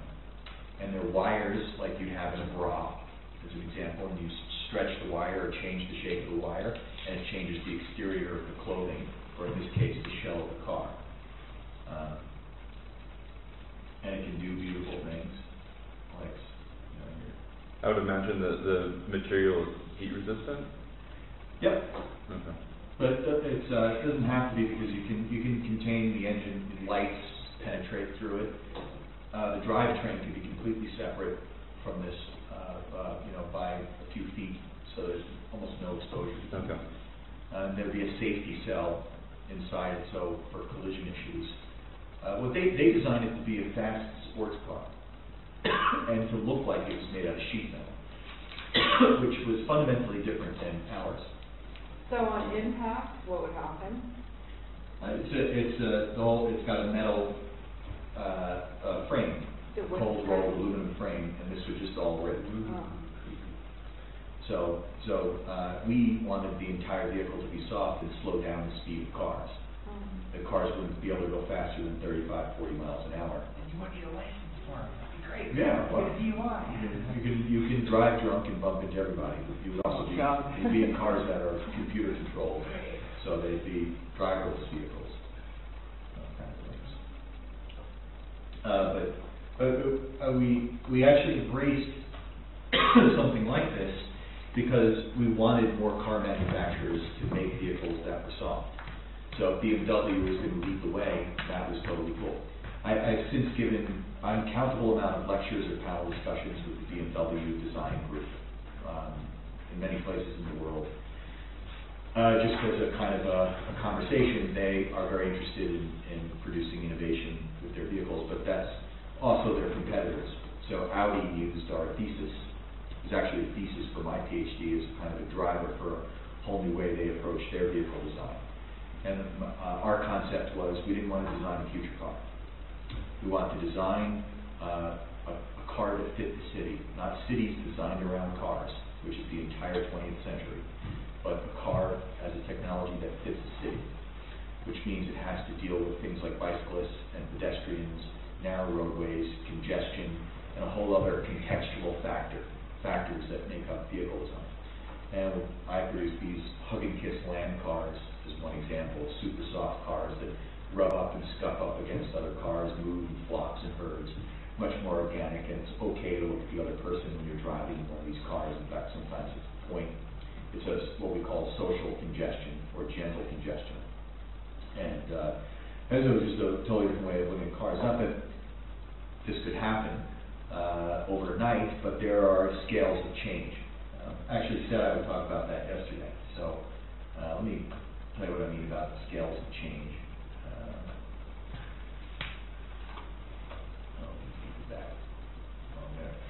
So from a fictive narrative or concept, just an idea of wherever it is, maybe even film, but in most cases telecommunications take about 5 years to 7 years before it's a sketch on paper and actually is something that you can own or see.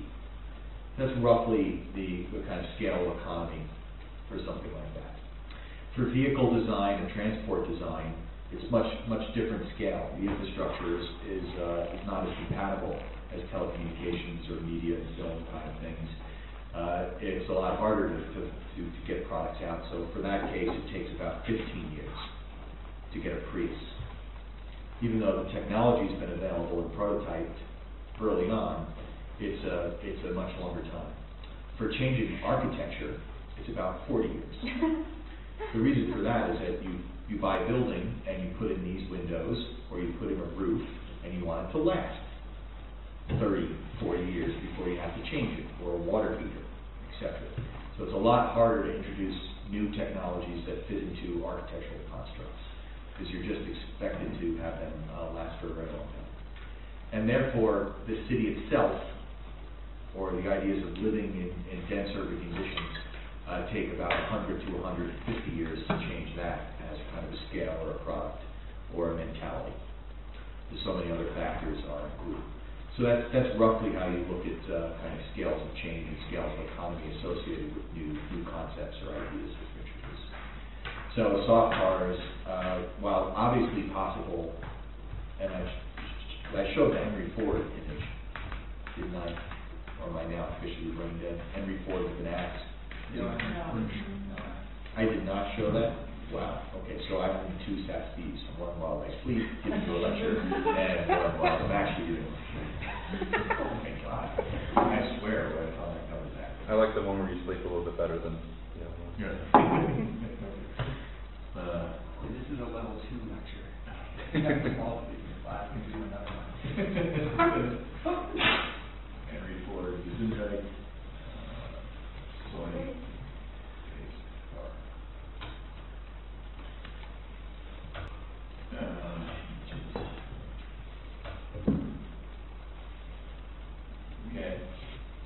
that is a photo of Henry Ford merging America's fantastic agricultural economy with its automobile economy.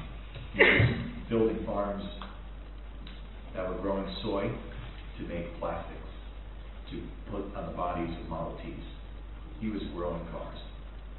So for all the cool things that we were coming up with at MIT, much to my chagrin, doing a review of the literature, Henry Ford did it. I mean, cars that were electric, cars that were super small, cars that were easy to disassemble, cars that were completely green, or as green as possible without even knowing that there was a term green. It was just, what a goddamn great American. So this photo is famous because he's taking it for the American Press Corps. All these journalists came out and he was introducing a new car made from soy to build up our agriculture with our automobiles. And he's hitting it with an axe. I don't know if you guys can see that, but that's an axe. And he's swinging the axe and hitting the car, and the axe actually bounces off the vehicle and doesn't leave a scratch because the coloration is impregnated in the material. And why do you guys think that we didn't drive around in cars made from soy? Not the hemp lobby, that's for sure. Not the one. There was some degree that there was some discussion that the hemp people were also making car bodies for him. I haven't found evidence of that, but I could see Henry Ford making hemp cars too. They don't have this. It doesn't have the same stiffness as Was it more difficult to automate production? Was it more difficult to automate the production? The hemp? No, the soy-based cars. Well, nope. It was actually easier than sheet metal. Really? Yeah. It's lightweight. It's not as much temperature. The kind of latent heat calc. I think it's just fine. I think maybe the fuel efficiency would have been prohibitive. Maybe it would have prevented cars from really cementing in. Maybe the margins would be too low. You mean in 1940? Yeah, it would have been, fuel would have been too cheap. Would have been too cheap. Okay, so he wouldn't make money. Oh, I don't know. Are the same You reason? know, I don't know. Or like the No, same it's a reason good Kevin point. Costner wasn't allowed to, donate his. The same reason Kevin Costner can allow his product to. So Henry Ford had the same trouble as Kevin Costner. Yeah, I don't know. Great American. Sort of.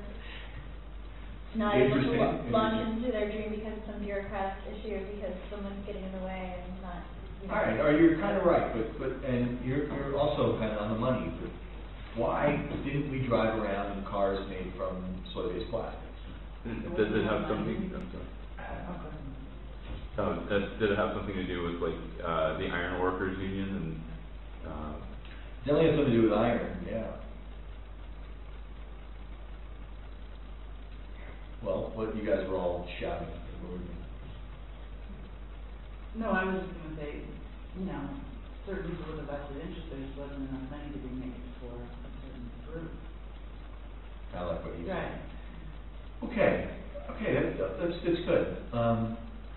Well, I would say the problem we've always been facing is growth. Is one problem, but also the problem is our value systems. Remember, I told you about the light bulbs and the Tea Party being upset that we were changing light bulbs. Back then, the value system was horseless carriages. No one knew what the hell a car was. Cars were unbelievably new. And the people that were buying them or purchasing them were usually upper class, wealthier people. And they had a value system of upholstery and fine craftsmanship and expensive materials and heavy-handed construction. That's how you would make a carriage. So when you purchase something like that, you wanted it to be made really well, not made from dirt and plants and something called plastic, which didn't make any sense to them. There was just simply no market for it. No one valued it. They also didn't hear about issues of things that should be organic or working with ecosystems or pollution issues. So we couldn't sell the car because no one wanted to buy that thing they perceived as dirty or low. It was just low in class. Obviously, that's shift today. There's been a big cultural shift, and that's pretty cool that we can have that. But it didn't exist then. That coupled with, we got into World War I, and Ford was doing nothing but making tanks and Jeeps. So he just got totally embedded in the metal business. And sheet metal and iron, steels were all part of how he'd be making vehicles for a very long time. So it was, again, part of the value system, just didn't happen. I'm sorry, I'm just really curious. Do you know specifically what the polymer was? Was it a chemically processed polymer, or was it The soy-based plastic? Yeah. No, I did not. Maybe you can find that out. Yeah, I don't think that would be good to get to exactly some composition of it. That's a good point. But plastic nonetheless, and lightweight. No, I guess it wasn't until the Japanese started introducing this in the 80s that we started thinking about lighter weight cars because of fuel efficiency issues. They didn't have fuel efficiency issues back then. Yeah. You know, you were talking about growth and this cars, what the value system was at the time and how that artisanal handmade craftsmanship was popular in the 40s and that's what they appreciated then. And just kind of my own personal logic, it's because I couldn't find a particular plastic that was going to work, for my jewelry, and I sort of resorted to preserving artisanal handicraft in economically war-torn countries, or war-torn countries that need economic growth. Sort of kind of going backwards to prevent, or I don't want to say stop growth, but sort of slow growth down while helping the economy at the same time, if that makes sense. Is there, I guess that wouldn't apply to this industry at all whatsoever. Yeah, well, we still need to hear everyone's revised Save the World 2.0 ideas. So maybe that could be kind of fitted into a system you would like to see put in place to kind of have a slow growth. There's smart growth, which is a term I've heard all the time. Has a very different meaning, but still doesn't stop the idea of growth. But let's talk about plastic, because you mentioned it a couple of times, and I would just was on point about it. And this will probably be one of the more important things I've said, so why not get into it right now? I'll start with this. If you have a diamond ring, and it falls into the sink while you're washing your hands, what do you do? Your diamond ring fell into the sink. What do you do? I would get under the sink and open up the drain and just go. Okay. And if you had trouble, would you call a plumber, friends to help? Or would you just allow? I'm sorry? Or would you just allow it to be there and just go into the sewer? Well, I wouldn't have it that, I don't have, but so hypothetically, I guess I'm thinking I wouldn't care, but if I had it, I would, yes, I would probably call a plumber. Okay. Next step. Okay, so you would go after that diamond ring. So, my argument would be this, that diamonds have absolutely no value. There's no reason to have diamonds in society. I mean, there's some very few core issues in manufacturing where you can use artificial diamonds anyway to replace it, but diamond saws and some other things. So, but in general, diamonds are not valuable at all. In fact, if I want to survive on an island, I would not grab a toaster. I think we've got that one down. And I certainly wouldn't grab a diamond ring. That wouldn't be what I need to survive on islands. I'll trade this for civilization. You can cut things with diamonds, right?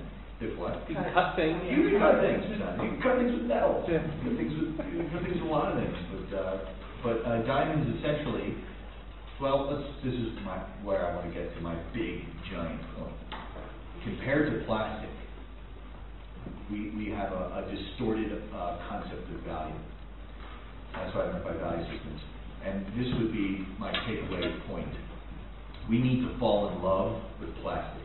We need an intimate and deep, long-term care and love affair with plastic. Now, turning diamonds instead of diamonds. Instead of diamonds. Now, she said that if her diamond fell down in the sink, she would do everything she can to at least try to capture it back. You would call a plumber. you would get that diamond back. If you don't have any diamond rings, but you hypothetically. Right. But many people have the same thoughts that, oh, a diamond is so valuable, I'll do anything to care about it. Diamonds don't help drive society. I don't want holding this, or this.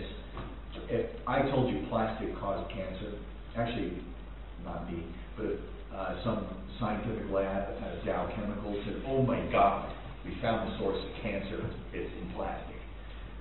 What would happen overnight as that media message came out? The world as we know it would freeze. When you wake up in the morning, you touch a plastic alarm clock. You go to brush your teeth with a plastic toothbrush. You have a shower with a plastic nozzle, with a vinyl curtain. The whole world is using plastic for everything. Plastic is an amazing material. It is unbelievably cool, especially when you get it just right. You get it where it has all the kind of any potential carcinogens, not carcinogens, but solvents that could affect hormones or softeners that can affect something in the environment. Plastics are incredibly inert. They do last forever, kind of like concrete, but they're a lot easier to make, and they can be infinitely retooled or recycled. What we don't do is we don't value them. Instead, they end up like this into our streams, into areas where they don't belong. We don't treat that like we should. If plastic went down the sink in the society I'm talking about, you would do everything you can to retrieve that bit of plastic. And that would be a much different world. It would be a kind of technical nutrient system. We do everything we can to take care of something that is truly valuable and is useful and doesn't have a viable alternative. Evan Bayer and his mushrooms, and he wants to replace all of plastic with mushrooms. Now, he's not there yet. He's working on it. People are working on it. I think it's fine. Dell Computers are shipping with his kind of styrofoam, his mushroom styrofoam is inside it. They replace styrofoam with his mushroom. So there are some plastics that you can maybe replace, and until we can get them all happening that way, I don't think we should even think about it. We absolutely should have an incredible care and a new love affair with plastic. For those who don't know about the great plastic Jair, I think this is not exactly the image, but I think it God knows what comes up on the internet. It could be it. Yeah, I guess this is it. No, because there's nobody out in Jair. So what we call Tyler, right? It's twice the size of Texas. Yeah, maybe that's it. And there's endless amounts of information on it. So it is twice the size of Texas. It's in the horse waters. Is it above Hawaii? Yeah. It's kind of a toilet, or like a toilet. This is kind of a spinning area of currents in the water where plastic has been gathering for a very long time. I think it was initially started by a freighter ship got into an accident and lost a lot of plastic bags meant to go to Target. And it dumped a ton of these plastic bags into the ocean, and they started to collect. And now it's, I don't even know what twice the size of Texas means, but gargantuan. And it's about 3 feet thick in most places. Is it floating or It's floating and spinning. This is showing the area where it's located. Here you can see usually they show some really horrible pictures of animals caught up in the Jair. I know there are turtles that, here. What is that? Using it as a shell. It's a hermit crab. It's a hermit crab using The detergent cap. detergent cap. It's actually, it's kind of younger animals. That's ecological policy. Yeah, that's kind of, that's interesting. That's cool, actually. It's like falling in love with the cat. Yeah, Right. yeah, why not? Plastic Jair, turtle. I think there's some. Does that picture say there's 4 of them or 5 of them? No, this is where it is, where it's located. A lot of the plastic's being consumed by fish in ways that ultimately kill it. That is crazy. So that, I guess it was born around a plastic ring, and then it just kind of grew around it. I can't even believe that's real, but I guess it's possible. God, sometimes the internet, you never know. guys looking for the information about the gyre are trying to be as accurate as possible. There's something called ghost fishing, where a lot of animals just get caught up in plastic and die or drown. And there's some advantages. There's new kinds of species finding advantages to living in this kind of soup of plastic. It shades them just appropriately. It's a good place to lay eggs or germinate eggs, and creates this kind of a faux, floating coral thing. Okay. That's just life adjusting to it. Either way, it wasn't designed to do this. It was because we don't love plastic. Well, why doesn't somebody take it out? It's twice the size of Texas. Or It's you like say no. that, right. And so most of it gets there from landfill material. Is actually not made of plastic. Everyone thinks of a landfill. You probably there's a lot of plastic junk there. Well, there is plastic junk there, but most of the landfill material is more cellulosic. There's a lot of newspapers actually makes up the bulk of it, or cardboard, and these kinds of things. It used to be made up of Christmas trees, but also had a lot of bulk to it. But now they're smarter and they're separating that, and also dead, big animals like horses and things like that. The landfills don't have as much lightweight plastic as you would think. Actually, when they dump plastic on landfills, or when they used to do it, it blows away until it finds its way into waterway of some sort, and eventually into the ocean. Plastic just seems to just naturally glide through, and this is a great area where we can physically see it all ending up. That's because we simply just don't care about it. That's probably the most upsetting thing. So something that we can infinitely recycle, if we believe in recycling is good, definitely have the ability to upcycle it, which I do believe is great. We have no value or love for it. So I would say that we should trade plastics for get rid of diamonds and keep plastic. So you need an artist like Richard Terrell to make that beautiful? Yeah, James Terrell. James Terrell. Yeah, James Terrell would be great. He could light it up, and it's not minimal enough. What we need is one of you guys in the 7th-story building should just load up a boat with groovy plastic extrusion material, yes, and just trawl up and build yourself an island of plastic out there, and put some bioreef stuff to start electrically growing coral reefs, and then make your big libertarian dream casino. Well, you can come to the building. They already did that. It was called Waterworld. Oh yeah, with water slide. Yeah. Just turning everyone to the building. Dennis Hopper recipes.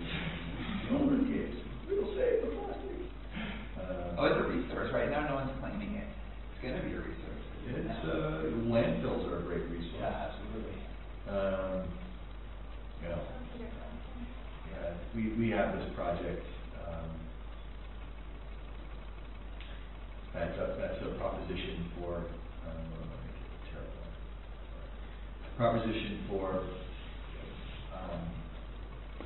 removing waste. Sorry, I'm babbling some kind of socialist.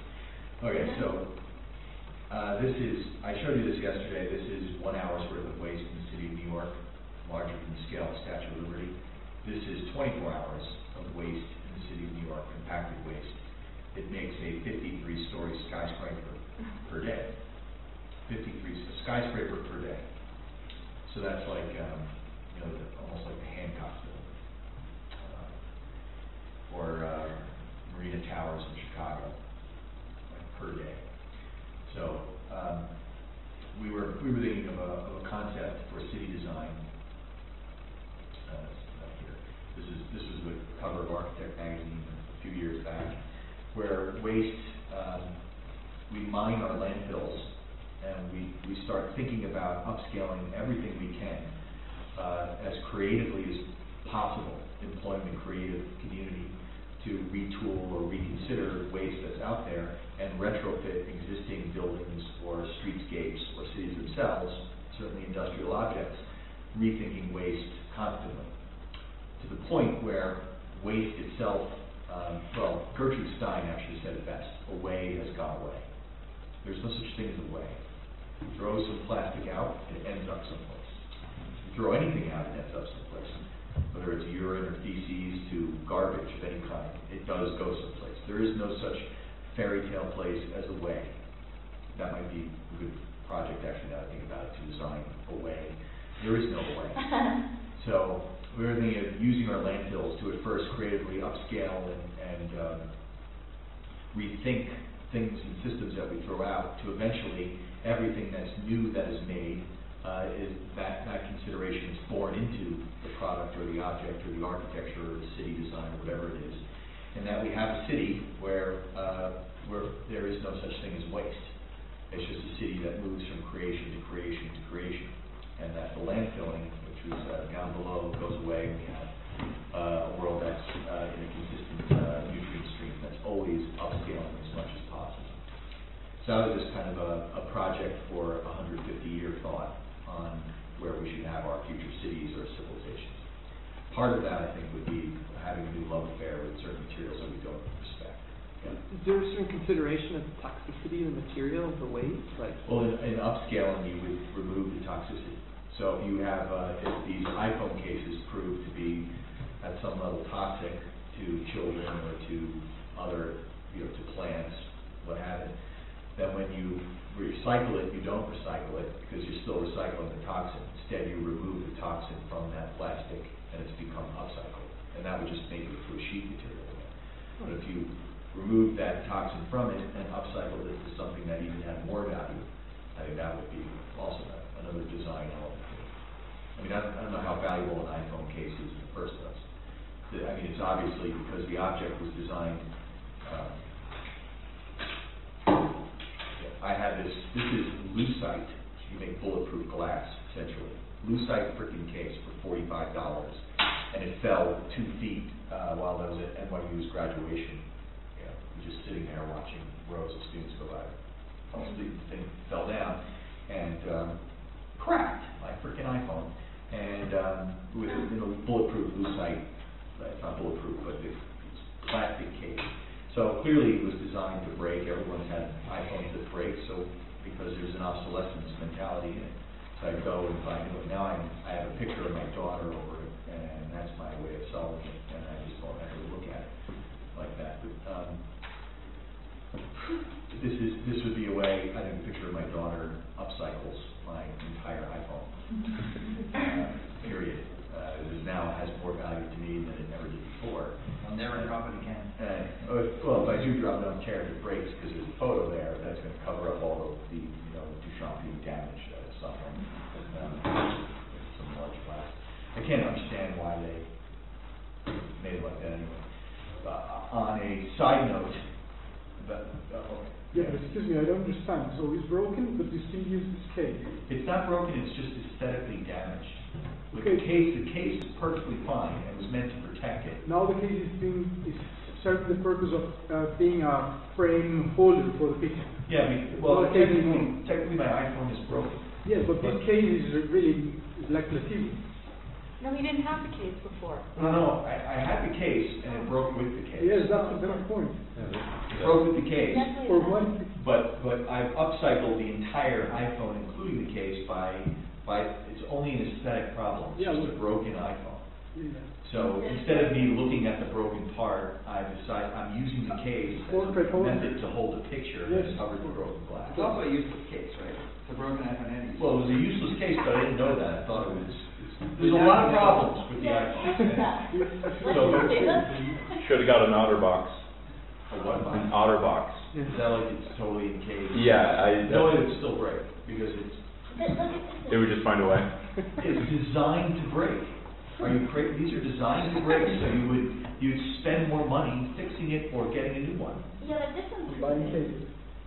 You know those military. Show me. I'll bring in my OtterBox after in the next session to show you what it is. I think I know what you're talking about. I do think that it's like, I think my sister has one of these like invincible cases. I'll bet you they're going to be more designed to break even more now that Steve Jobs is going to give us the marketing for it and more in charge. This is what we make from. Sorry. What is that? Yeah. It's filled with magic. This is made by Columbia Indian, the company. And that's where And it's created by them. All their mobiles, actually.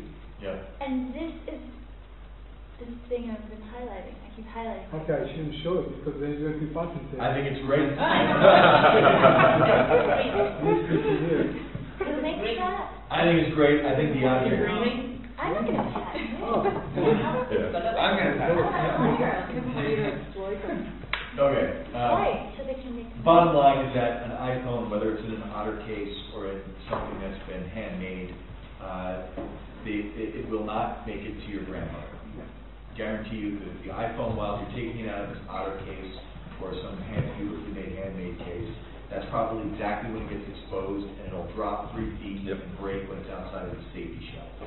So, you know, the thing is designed to, at some point, fail, so you can, one, buy an extra warranty so you can get it replaced all the time, they can make more of them, or two, go in and pay extra money to just repair it for an aesthetic point. There's a number of, I think a lot of people are going to be very upset at the fact that they do break easily. It's just created a big kind of market for the case people. But I think the iPhone people know that, and there's kind of a dialogue happening where they get a little bit less fragile. I do know the specific story. Walter Isaacson, in his biography on Steve Jobs, talks about going to Corning glass manufacturers in upstate New York and meeting the CEO and convincing him to make this exact glass called Gorilla Glass that's on all the phones. It's a very interesting story that dates back to the original Steve Jobs when he first made Apple computers, and exactly how he would push innovation in product making.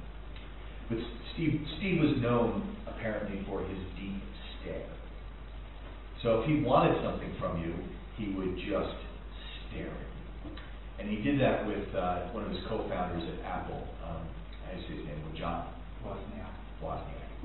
Wozniak had 4 days to program the OS for the new Apple, which it was impossible to do. So Wozniak was very upset.